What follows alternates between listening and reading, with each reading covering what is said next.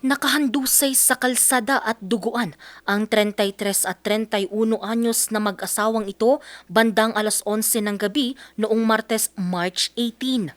Ang kanila kasing sinasakyang motorsiklo nabangga ng kasalubong na SUV sa kahabaan ng Ilocos Norte Abra Road National Highway sa barangay Bungkag, Dingras, Ilocos Norte. Ayon po sa investigasyon natin, mayroon pong isang Fortuner na nagta-travel papuntang west. May sinusundan po itong isang makeshift tricycle, yung tinatawag locally dito na kurong-kurong.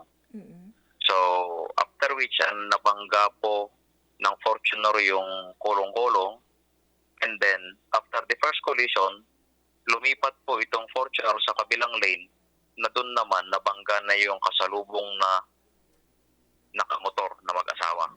Sa investigasyon ng PNP, nagtamo ng galos sa iba't ibang parte ng katawan ang 4 na sakay ng kurong-kurong pero nagtamo ng malalang sugat sa iba't ibang parte ng katawan ang mag-asawa. Yung mga driver at passenger po ng kulong-kulong nagtamo po ng mga minor injuries.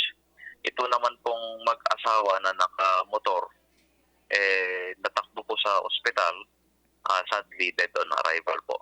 Kinilala naman ang driver ng SUV na 21 anyos pero lumalabas na hindi ito lasing nang maganap ang insidente. Napa-inquest po natin yung suspect, yung driver ng SUV, after which nag-fall siya sa preliminary investigation, ma'am. Sinampahan na ang driver ng SUV ng kasong reckless imprudence resulting to multiple homicide, multiple injuries and damage to property. Inaalam pa ng mga pulis kung ano ang punot dulo ng insidente. Angel Arquero, RNG News.